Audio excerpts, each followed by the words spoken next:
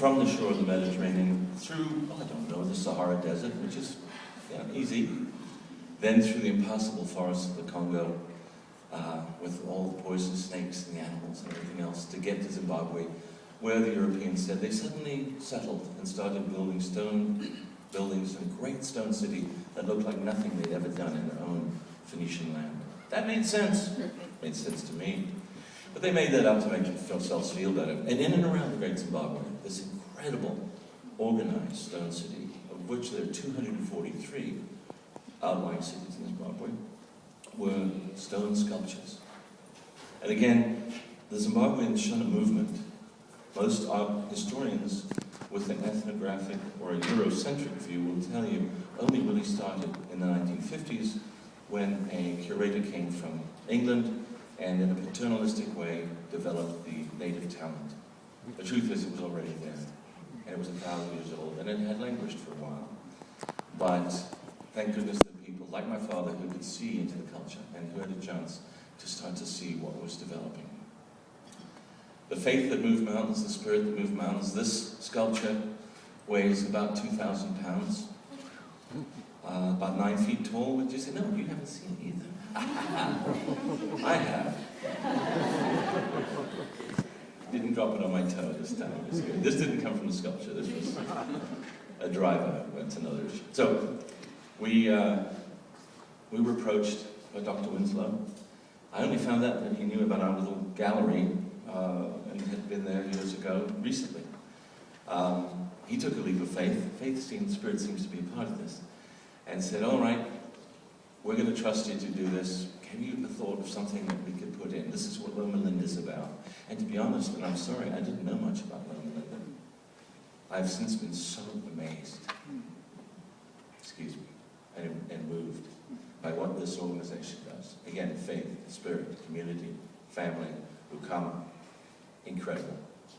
And I said, because I watched Pollyanna a few too many times as a youth, I said, we can do it, no problem.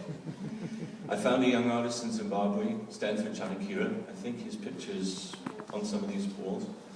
I'd known him for many years, since he was about 10 years old.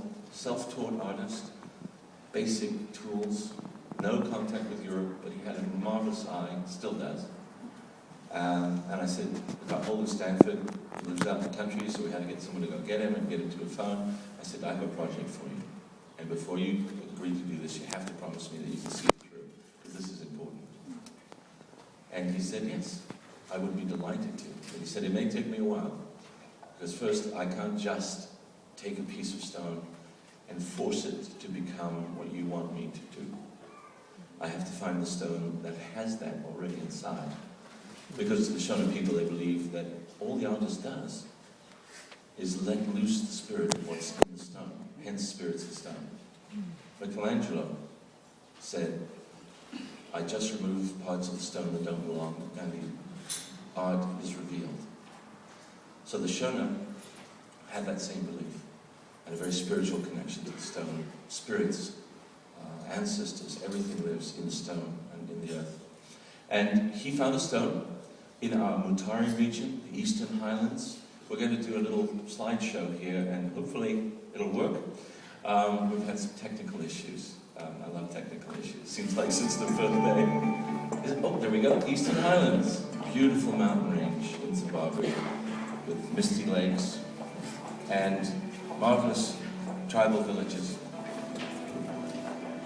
This is Stanford Chanakira, and I'll just narrate this for a moment, and then we'll come back to me.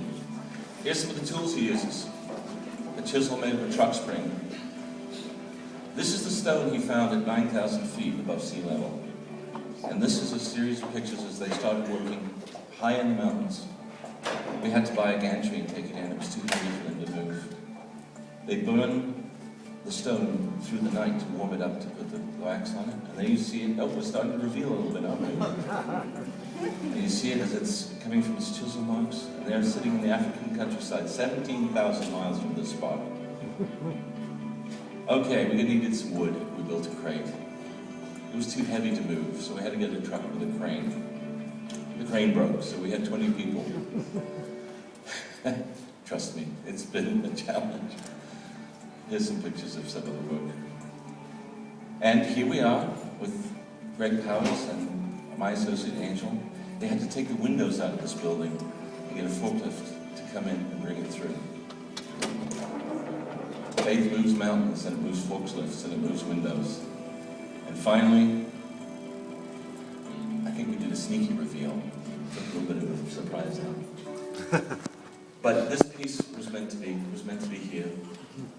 I kept giving reports to Mel Sauer, Greg Powers again, who's been nothing short of phenomenal to work with. I want to acknowledge him. Everybody has been great to work with here. And they said, well, how's it going? And I said, well, they found the stone. I said, that's good. A couple months would go by, and they said, well, how's it going? What's the progress? And I said, well, it's the rainy season. They can't get up the mountain. It is steep, and unless they rappel upwards, there's no footholds because it's flooded. The stone is sitting there. How's it going? Well, the good thing about the rainstorm was it loosened the boulder and it fell 300 feet closer to where they could work on. Okay, God's putting a hand in there. We're getting a little assistance. This is what it was meant to be. How's it going? Well, they've got to work on it. They've got enough guys. You had to hire people and help them. It was so hard, the stone, it's so difficult. So we gave them more tools. We kept supplying what they needed. Of course, you had to feed the crew, so we took care of that. And take care of his expenses. How's it going? Well, it's getting ready to do the finishing touches. We're going to polish it and fire it. Now, firing a stone sounds sort of odd to do, but European sculpture in America